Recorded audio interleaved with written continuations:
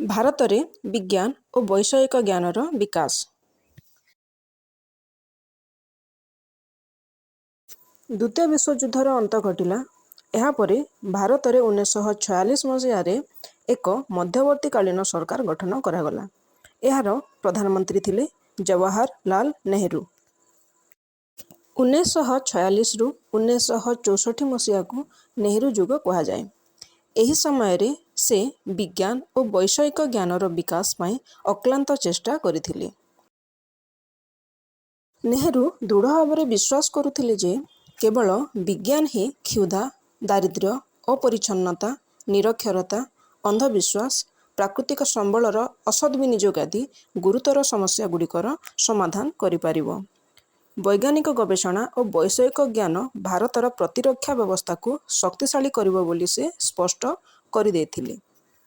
ବିଜ୍ଞାନ ଓ ବୈଷୟିକ ଶିକ୍ଷା ତଥା ଗବେଷଣା ବ୍ୟବସ୍ଥା। 1947 ଜାନୁଆରୀ 4 ତାରିଖ ଜାତୀୟ ଭୌତିକ ପରୀକ୍ଷାଗାରର ଭିତ୍ତିପ୍ରସ୍ତର ସ୍ଥାପନ କରାଯାଇଥିଲା। ଏହା ଥିଲା ଭାରତର ପ୍ରଥମ ଜାତୀୟ ପରୀକ୍ଷାଗାର। ପରବର୍ତ୍ତୀ ସମୟରେ ନେହେରୁଙ୍କ ଦ୍ୱାରା ବୈଜ୍ଞାନିକ ଓ ଶିଳ୍ପ ଗବେଷଣା ପରିଷଦ ଗଠନ ହୋଇଥିଲା। ଏହାର ଅଧ୍ୟକ୍ଷ ଥିଲେ ନେହେରୁ। ଏହାର କାର୍ଯ୍ୟ ଥିଲା ଜାତୀୟ ଗବେଷଣାଗାର ଓ ବୈଜ୍ଞାନିକ ପ୍ରତିଷ୍ଠାନକୁ ଆର୍ଥିକ ସହାୟତା ଓ ଦିଗଦର୍ଶନ ଦେବା। ବୈଷୟିକ ଶିକ୍ଷାର ବିକାଶ। ଏଥିପାଇଁ ଏକ 22 ଜଣିଆ କମିଟି ଗଠନ କରାଗଲା। କମିଟିର ସୁପାରିଶ ଅନୁଯାୟୀ ଆମେରିକାର ମାସାଚୁସେଟ୍ ବୈଷୟିକ ଶିକ୍ଷାନୁଷ୍ଠାନ ଢାଞ୍ଚାରେ ଭାରତରେ କେତୋଟି ଭାରତୀୟ ବୈଷୟିକ ଶିକ୍ଷାନୁଷ୍ଠାନ ଗଠନର ପ୍ରସ୍ତାବ ଦିଆଗଲା। 1951 ଅଗଷ୍ଟ 18ରେ ଭାରତର ତତ୍କାଳୀନ ଶିକ୍ଷାମନ୍ତ୍ରୀ ମୌଲାନା ଅବୁଲ କଲାମ ଆଜାଦ ପଶ୍ଚିମବଙ୍ଗର ଖଡ଼ଗପୁରଠାରେ ପ୍ରଥମ ଭାରତୀୟ ବୈଷୟିକ ଶିକ୍ଷାନୁଷ୍ଠାନର ଶୁଭାରମ୍ଭ କଲେ। ପରବର୍ତ୍ତୀ ସମୟରେ ଅନ୍ୟ ଭାରତୀୟ ବୈଷୟିକ ଶିକ୍ଷାନୁଷ୍ଠାନର ପ୍ରତିଷ୍ଠା ବିଭିନ୍ନ ସ୍ଥାନରେ ହୋଇଥିଲା, ଯେମିତିକି ବମ୍ବେ, ଦିଲ୍ଲୀ, ମାଦ୍ରାସ, କାନପୁର ଓ ଭୁବନେଶ୍ୱରରେ। ବିଂଶ ଶତାବ୍ଦୀର ଶେଷ ଦଶକରେ ଭାରତରେ ସୂଚନା ଓ ପ୍ରଯୁକ୍ତି ବିଦ୍ୟାର ବିକାଶ, ପ୍ରଚାର ଓ ପ୍ରସାର ଘଟିଥିଲା। ସରକାରଙ୍କ ଟେଲିଯୋଗାଯୋଗ ବା ଟେଲିକମ୍ୟୁନିକେସନ କ୍ଷେତ୍ରରେ ଗବେଷଣା ଜାରି ରହିଲା।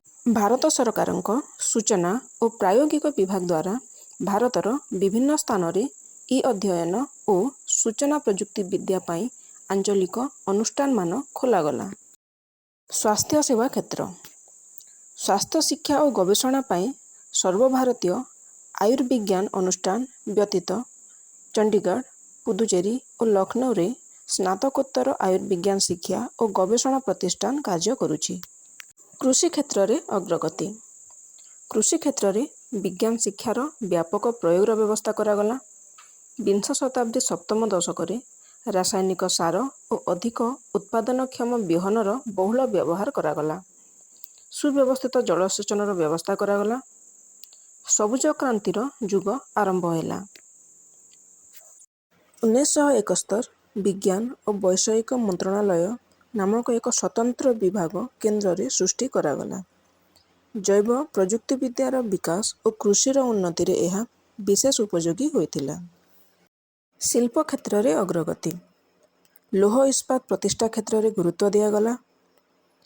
1973 ମସିହାରେ ଭାରତୀୟ ଇସ୍ପାତ ପ୍ରାଧିକରଣ ଲିମିଟେଡ୍ ବା steel authority of India limited ନାମକ ଏକ ସରକାରୀ ସଂସ୍ଥାର ଆତ୍ମପ୍ରକାଶ ହେଲା। ଏହା ଭାରତରେ ପ୍ରତିଷ୍ଠା କରାଯାଉଥିବା 5ଟି ଏକୀକୃତ ଇସ୍ପାତ ପ୍ରକଳ୍ପର ପରିଚାଳନା ଭାର ହାତକୁ ନେଇଥିଲା। ଉକ୍ତ ସରକାରୀ ଇସ୍ପାତ ପ୍ରକଳ୍ପର ଅବସ୍ଥିତି ହେଲା ବୋକାରୋ ଝାରଖଣ୍ଡ, ଭିଲାଇ ଛତିଶଗଡ଼, ଦୁର୍ଗାପୁର ପଶ୍ଚିମବଙ୍ଗ, ରାଉରକେଲା ଓଡ଼ିଶା ଓ ବନପୁର ପଶ୍ଚିମବଙ୍ଗ। ପରମାଣୁ ଶକ୍ତିର ବିକାଶ। 1948 ଅଗଷ୍ଟ ମାସରେ ଭାରତ ସରକାରଙ୍କ ଦ୍ୱାରା ପରମାଣୁ ଶକ୍ତି ଆୟୋଗ ବା ଆଟମିକ୍ ଏନର୍ଜି କମିଶନର ଗଠନ ହୋଇଥିଲା। ଏହାର ଅଧ୍ୟକ୍ଷ ଥିଲେ ହୋମି ଜାହାଙ୍ଗୀର ଭାବା। ନେହେରୁଙ୍କ ଅବଦାନ। ସେ ପରମାଣୁ ଶକ୍ତିର ଗୁରୁତ୍ୱ ଉପଲବ୍ଧ କରିଥିଲେ। ନେହେରୁଙ୍କ ବିଶ୍ୱାସ ଥିଲା ଯେ ପରମାଣୁ ଶକ୍ତି ସାମାଜିକ, ଅର୍ଥନୈତିକ ଓ ରାଜନୈତିକ କ୍ଷେତ୍ରରେ ବୈପ୍ଳବିକ ପରିବର୍ତ୍ତନ ଆଣିପାରିବ ଓ ଭାରତର ପ୍ରତିରକ୍ଷାକୁ ସୁଦୃଢ଼ କରିବ। ନେହେରୁଙ୍କ ଉଦ୍ଦେଶ୍ୟ ଥିଲା ପରମାଣୁ ଶକ୍ତିକୁ ଶାନ୍ତିପୂର୍ଣ୍ଣ ଉଦ୍ଦେଶ୍ୟରେ ବିନିଯୋଗ କରିବା। 1954 ମସିହାରେ ଏକ ସ୍ୱତନ୍ତ୍ର ପରମାଣୁ ଶକ୍ତି ବିଭାଗ ଖୋଲାଗଲା। 1956 ଟ୍ରମ୍ପେଠାରେ ଭାରତର ପ୍ରଥମ ଆଣବିକ ରିଆକ୍ଟର ପ୍ରତିଷ୍ଠା କରାଗଲା। 1956 ଟ୍ରମ୍ପେଠାରେ ଭାବା ଆଣବିକ ଗବେଷଣା କେନ୍ଦ୍ର ମଧ୍ୟ ପ୍ରତିଷ୍ଠିତ ହୋଇଥିଲା। ଏହା ହେଉଛି ଭାରତର ସର୍ବବୃହତ୍ ଆଣବିକ ଗବେଷଣା କେନ୍ଦ୍ର। ଏହା ଅଧୀନରେ ଅପ୍ସରା, ସର୍କସ, ଜର୍ଲିନା, ଧ୍ରୁବ, ପ୍ରଥମ ଓ ଦ୍ୱିତୀୟ ପୂର୍ଣ୍ଣିମା, କାମିନୀ ପ୍ରଭୃତି ଗୋଟିଏ ପରେ ଗୋଟିଏ ରିଆକ୍ଟର କାର୍ଯ୍ୟକ୍ଷମ ହେବାକୁ ଲାଗିଲା। ଏହା ତତ୍ତ୍ୱାବଧାନରେ ଥିବା ଗବେଷଣା କେନ୍ଦ୍ରଗୁଡ଼ିକ ପଶ୍ଚିମବଙ୍ଗ, କାଶ୍ମୀର ଓ କର୍ଣ୍ଣାଟକରେ ଅବସ୍ଥିତ। 1984 ମସିହା ଇନ୍ଦୋରରେ ଉନ୍ନତ ବୈଷୟିକ ଜ୍ଞାନ କେନ୍ଦ୍ର ବା ସେଣ୍ଟର ଅଫ୍ ଆଡଭାନ୍ସ ଟେକ୍ନୋଲୋଜି ନାମକ ଏକ ଗବେଷଣା ସଂସ୍ଥାର ପ୍ରତିଷ୍ଠା କରାଗଲା। ଭାରତରେ ପରମାଣୁ ବୋମା ବିସ୍ଫୋରଣ ପରୀକ୍ଷଣ। ପ୍ରଥମ ଥର ଭାରତରେ ପରମାଣୁ ବୋମା ବିସ୍ଫୋରଣ ପରୀକ୍ଷଣ। ପ୍ରଥମ ଥର 1974 ମଇ 8 ତାରିଖରେ ରାଜସ୍ଥାନର ପୋଖରାନରେ ଭାରତର ପ୍ରଥମ ପରମାଣୁ ବୋମା ବିସ୍ଫୋରଣ ପରୀକ୍ଷଣ କରାଗଲା। ଦ୍ୱିତୀୟ ଥର 1998 ମେ 11 ଓ 13ରେ ଦ୍ୱିତୀୟ ଥର ପାଇଁ ପୋଖରାନରେ ପରମାଣୁ ବୋମା ବିସ୍ଫୋରଣର ପରୀକ୍ଷଣ କରାଗଲା। ମନେରଖ, ପୋଖରାନ ଭାରତର ରାଜସ୍ଥାନରେ ଅବସ୍ଥିତ। ଏହି ବିସ୍ଫୋରଣ କାହାକୁ ଭୟଭୀତ କରିବା ପାଇଁ ଅଭିପ୍ରେରିତ ନଥିଲା। ପରମାଣୁ ଶକ୍ତିର ଜନହିତକର କାର୍ଯ୍ୟରେ ବିନିଯୋଗ ଥିଲା ଭାରତର ଉଦ୍ଦେଶ୍ୟ ଓ ଏ ଦିଗରେ ଭାରତର ଚେଷ୍ଟା ଅବ୍ୟାହତ ରହିଛି। ପ୍ରତିରକ୍ଷା ଗବେଷଣା। 1962 ମସିହାରେ ଚୀନ ଓ ଭାରତ ମଧ୍ୟରେ ଯୁଦ୍ଧ ହୋଇଥିଲା। ଏହି ଯୁଦ୍ଧରେ ଭାରତୀୟ ସୈନ୍ୟବାହିନୀଙ୍କ ଦୁର୍ବଳତା ଭାରତୀୟଙ୍କୁ ସତର୍କ କରାଇ ଦେଇଥିଲା। ଭାରତ ଉପଲବ୍ଧ କଲା ଯେ ଭାରତର ପ୍ରତିରକ୍ଷାକୁ ଦୃଢ଼ କରିବା ଜରୁରୀ ଅଟେ। ସୋଭିଏତ ରୁଷ ସାହାଯ୍ୟରେ ଭାରତ ସାମରିକ ପ୍ରଯୁକ୍ତି ବିଦ୍ୟାକୁ ବିକଶିତ କଲା। 1958 ମସିହାରେ ପ୍ରତିରକ୍ଷା ଗବେଷଣା ଓ ଉନ୍ନୟନ ସଂଗଠନ ବା ଡିଫେନ୍ସ ରିସର୍ଚ୍ଚ ଆଣ୍ଡ ଡେଭଲପମେଣ୍ଟ ଅର୍ଗାନାଇଜେସନର ପ୍ରତିଷ୍ଠା ହୋଇଥିଲା। ଏହାର ମୂଳ ଲକ୍ଷ୍ୟ ଥିଲା ଦେଶର ନିରାପତ୍ତା ବ୍ୟବସ୍ଥାର ମୂଳ ଭିତ୍ତିକୁ ଦୃଢ଼ କରିବା। ଡିଆରଡିଓର କାର୍ଯ୍ୟ। ଡିଆରଡିଓ ଦ୍ୱାରା ଗୋଟିଏ ପରେ ଗୋଟିଏ କ୍ଷେପଣାସ୍ତ୍ରର ପରୀକ୍ଷା କରାଯାଇ ସେଗୁଡ଼ିକୁ ସୈନ୍ୟବାହିନୀରେ ସାମିଲ କରାଗଲା। 1983 ମସିହାରେ ଏକୀଭୂତ ନିୟନ୍ତ୍ରିତ କ୍ଷେପଣାସ୍ତ୍ର କାର୍ଯ୍ୟକ୍ରମ ବା ଇଣ୍ଟିଗ୍ରେଟେଡ୍ ଗାଇଡେଡ୍ ମିସାଇଲ ଡେଭଲପମେଣ୍ଟ ପ୍ରୋଗ୍ରାମର ଆରମ୍ଭ ହେଲା। ଏହି କାର୍ଯ୍ୟକ୍ରମ ମାଧ୍ୟମରେ ଅଗ୍ନି, ପୃଥ୍ୱୀ, ଧନୁଷ, ଆକାଶ, ତ୍ରିଶୂଳ, ନାଗ, ଶୌର୍ୟ ଓ ବ୍ରହ୍ମୋସ ପ୍ରଭୃତି କ୍ଷେପଣାସ୍ତ୍ରର ବିକାଶ କରାଗଲା। ଏସବୁ କ୍ଷେପଣାସ୍ତ୍ର ପରୀକ୍ଷା ପାଇଁ ଓଡ଼ିଶାର ଚାନ୍ଦିପୁରଠାରେ ଏକ କ୍ଷେପଣାସ୍ତ୍ର ପରୀକ୍ଷଣ କେନ୍ଦ୍ର ପ୍ରତିଷ୍ଠା କରାଯାଇଛି। ଡିଆରଡିଓର ସଫଳତା।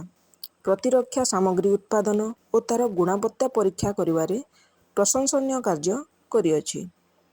ଆକାଶବାହିନୀ ପାଇଁ ଅତି ଉଚ୍ଚମାନର ଯୁଦ୍ଧ ବିମାନ ତିଆରି କରିବାରେ ଭାରତୀୟ ବୈଜ୍ଞାନିକମାନେ ସଫଳ ହୋଇଛନ୍ତି। ନୌବାହିନୀ ପାଇଁ ଆବଶ୍ୟକ ଜଳଜାହାଜ, ବୁଡ଼ାଜାହାଜ ଓ ଅନ୍ୟାନ୍ୟ ଯନ୍ତ୍ରପାତି ଆମ ଦେଶରେ ତିଆରି କରାଯାଇପାରୁଛି। ପ୍ରତିରକ୍ଷା ପାଇଁ ବ୍ୟବହୃତ ଯାନବାହନ, ଗୋଳାବାରୁଦ ଓ ବୈଦ୍ୟୁତିକ ସରଞ୍ଜାମ ମଧ୍ୟ ଭାରତରେ ଉତ୍ପାଦିତ ହେଉଛି। ମହାକାଶ ଗବେଷଣା। 1962 ମସିହା ଭାରତର ମହାକାଶ କାର୍ଯ୍ୟକ୍ରମ ଆରମ୍ଭ ହେଲା।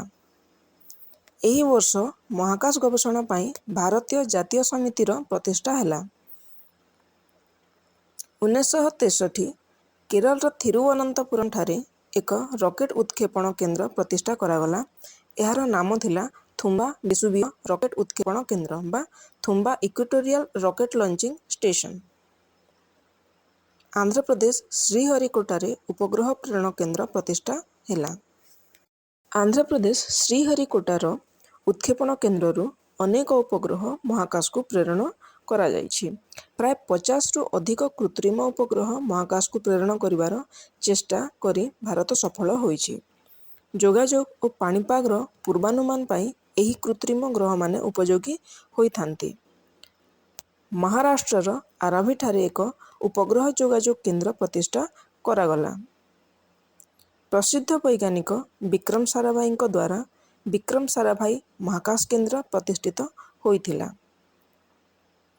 1969 ମସିହା ଭାରତୀୟ ମହାକାଶ ଗବେଷଣା ସଂଗଠନ ବା ଇଣ୍ଡିଆନ ସ୍ପେସ୍ ରିସର୍ଚ୍ଚ ଅର୍ଗାନାଇଜେସନର ପ୍ରତିଷ୍ଠା କରାଗଲା। 1972 ମସିହାରେ ମହାକାଶ ଆୟୋଗ ବା ଡିପାର୍ଟମେଣ୍ଟ ଅଫ ସ୍ପେସର ପ୍ରତିଷ୍ଠା ହୋଇଥିଲା। 1975 ଏପ୍ରିଲ 19 ଭାରତ ତିଆରି ପ୍ରଥମ କୃତ୍ରିମ ଉପଗ୍ରହକୁ ସଫଳତାର ସହିତ ମହାକାଶକୁ ପ୍ରେରଣ କରାଗଲା। ଏହି କୃତ୍ରିମ ଉପଗ୍ରହର ନାମ ରଖାଗଲା ଆର୍ଯ୍ୟଭଟ୍ଟ। 1979 ଜୁନ୍ 7 ଭାସ୍କର ପ୍ରଥମ ନାମକ ଅନ୍ୟ ଏକ କୃତ୍ରିମ ଉପଗ୍ରହ ମହାକାଶକୁ ପ୍ରେରଣ କରାଗଲା। ଏଥିପାଇଁ ରୁଷିଆର ବୈକାନୁରରେ ଥିବା ଉତ୍କ୍ଷେପଣ ବ୍ୟବସ୍ଥାର ସହଯୋଗ ନିଆଯାଇଥିଲା।